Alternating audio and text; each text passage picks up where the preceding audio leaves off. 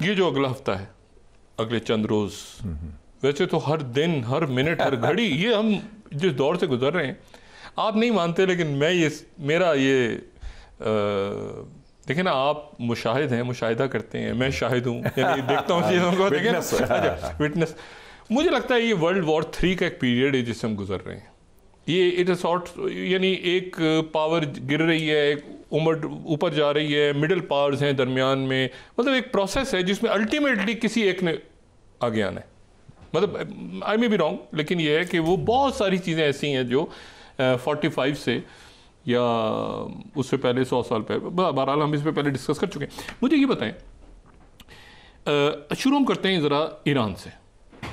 Iran और America के दरमियान बराह रास्त मुज़ाकरात, जिसमें ओमान एक ज़ाहिर दरमियान में एक रोल प्ले कर रहा है, लेकिन टॉक्स तो डायरेक्ट हो रही हैं स्टीव विटकॉफ की और अब्बास अरगची की। क्या होने जा रहा है? क्योंकि दरमियान में एक बात ये भी चली है कि शायद अमेरिका ये चाहता है, और नेतन्याहू ने भी दरमियान में लीबिया का नाम लिया, लीबिया मॉडल, और अमेरिका भी शायद ये चाहता है कि जो 3.67% तक शायद होती है एनरिचमेंट यूरेनियम, लेस देन 5, और उसके बाद 60% तक शायद वो एक थ्रेशोल्ड, और 90% वेपन। तो जो एनरिच यूरेनियम है, 93% है वेपनाइज होता है। तो वो यूरेनियम जो ईरान के पास एनरिच्ड है, वो किसी तीसरे मुल्क में रख दी जाए, और नाम आ रहा है रशिया का। वो कहते हैं 60% तक अभी हुआ 60% तक हुआ है। अच्छा, ये पहले तो मुझे ये बताएं कि इनको, इस मुज़ाकरात को कैसे देख रहे हैं, क्या कामयाब होने जा रहे हैं?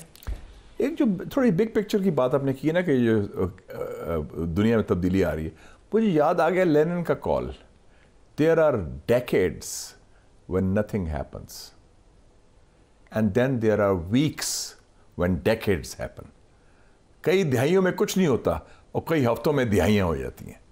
ये दौर से गुजरा। ठीक है, so it's a very historic period, तारीखी है। वी आर वेरी लकी कि हम इस एज में रह रहे हैं। मेरा ख्याल है आपने कभी सोचा भी नहीं होगा कि बर्लिन वॉल का गिरना भी कवर करेंगे, और उसको दोबारा ये जो आइडिया है कीथ क्लॉक का कि जी वो पोस्ट बर्लिन वॉल, वो सारा कुछ वो हमारे इसी लाइफ टाइम में हो जाएगा, और उसी लाइफ टाइम में जो एक सोल सुपर पावर का खात्मा भी हो रहा है। और उससे पहले जो है president Trump is presiding over the liquidation and decline of the American empire.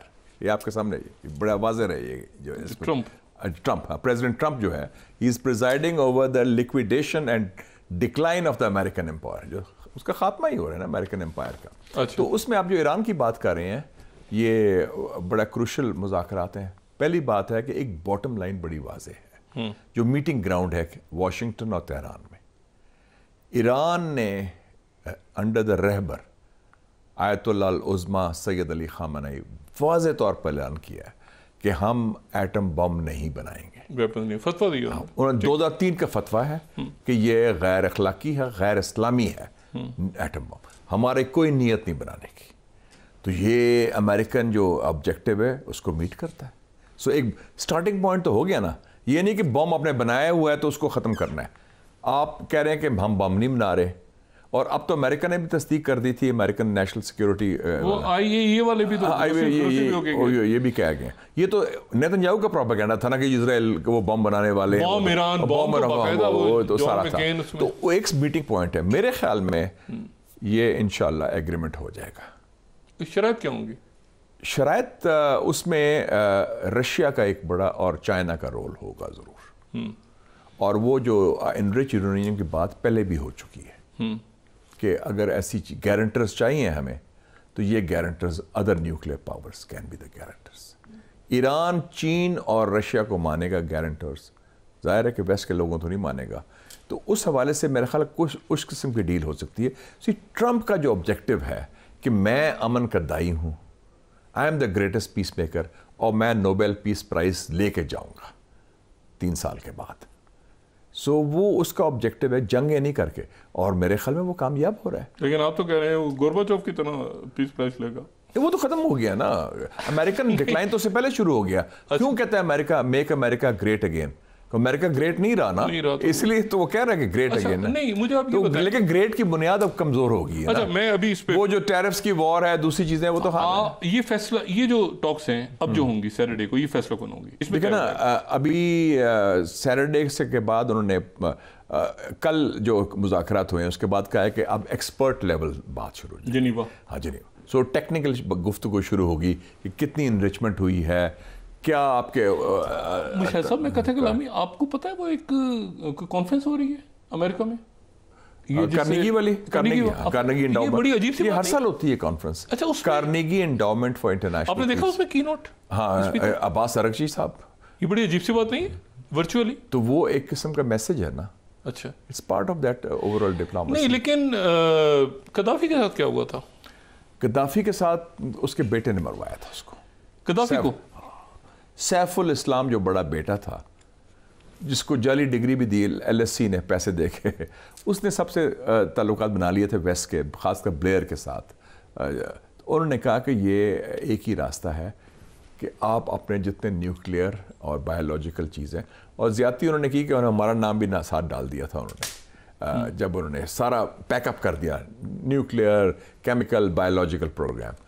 और आपको याद होगा कि उसके बाद उसकी बेटी ने क्या कहा था, जो एल्जीज रहती, आयशा कदाफी। अच्छा, आयशा बीबी ने कहा था, जो गद्दाफी की बेटी है, कि जनाब हमने वो गलती की जो हमें नहीं करनी चाहिए थी। बेटे ने कन्विंस किया बाप को? हाँ, सैफुल इस्लाम में सबसे बड़ा बेटा है। अच्छा। जो अभी आज़ाद है, सिरते में अपने गांव में रहता है, उसको लाने की कोशिश भी अब प्रेसिडेंट की उसकी बात भी हो रही है, लेकिन अभी तो तकसीम है, लीबिया बुरा हाल है। तो उसमें उसकी बेटी ने कहा था कि हमें चाहिए था पाकिस्तान की तरह हम न्यूक्लियर सलाहियत रखते, अगर वो होती तो मेरे बाप का वो अंजाम नहीं होना था जो हुआ उनके साथ। अमेरिका नेटो, जिनको अब सरकोजी जो था प्रेसिडेंट था उस वक्त, उसको पैसे दिए थे गद्दाफी ने इलेक्शन कैंपेन करने की। गद्दाफी बड़ा अजीम आदमी था, वो तो जा रहा था अफ्रीका का लीडर बनने वाली है, तो उसको तो रोका उन्होंने ना, वो खौफजदा हो गया उसकी बड़ी कंट्रीब्यूशन थी इसमें। अच्छा, तो मुझे ये बताएं कि आप ये कहते हैं कि चाइना और रशिया दरमियान में सऊदी अरेबिया के वजीर दिफा, जो कि उनके बादशाह के बेटे सलमान के MBS के भाई हैं, वजीर दिफा, MBS मोहम्मद बिन सलमान के छोटे भाई हैं खालिद बिन सलमान। ठीक है। और खालिद बिन सलमान वो हैं जो अमेरिका में सऊदी अरेबिया के सफ़ीर रह चुके हैं, जो इसको मौजूदा वजीर दिफा हैं। वो एक ख़त लेके आपके वालिद मोहतरम का, किंग ऑफ सऊदी अरेबिया का, अनप्रेसिडेंटेड सुप्रीम लीडर, रहबर जमहूरिया इस्लामी ईरान आयतुल्लाह उज़्मा सैयद अली ख़ामेनी के पास लेके जाते हैं कई सालों के बाद, कई ये तो फर्स्ट टाइम हुआ है इस टाइप का, इस लेवल की कम्युनिकेशन। मेरे ख्याल 27 साल के बाद जब रफसंजानी थे और अब्दुल्ला, किंग अब्दुल्ला उनकी थी कोई, बट ये जो लेटर है क्या ना, और मेरे ख्याल में लेटर का जो टाइमिंग है बड़ा क्लियर है। एक तो उन्होंने, मेरे ख्याल में जो लेटर, मेरा जो मुशाहिदा कहता है, उन्होंने कहा होगा कि हम आपके जो टॉक्स हो रहे हैं हम उनको हमायत करते हैं, हम दुआ करते हैं कि वो कामयाब हो। दूसरी बात है कि आप मुतमिन रहें, अगर खुदा न खास्ता ईरान के ख़िलाफ़ कोई इक़दामात, कोई कोशिश करता है मुल्क, हम उसका साथ नहीं देंगे। हम इस्लामी भाईचारे के तहत आपके साथ यकजहती का इज़हार करते हैं।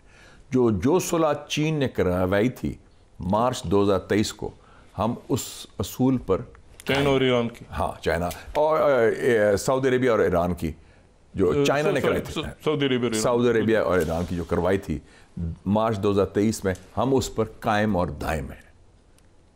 और अरब वर्ल्ड में जो अपना कलाम होता है, अपनी ज़ुबान होती है, वो उसको कायम है। तो ये बड़ा सिग्निफिकेंट लेटर है। आपका बहुत शुक्रिया मुझे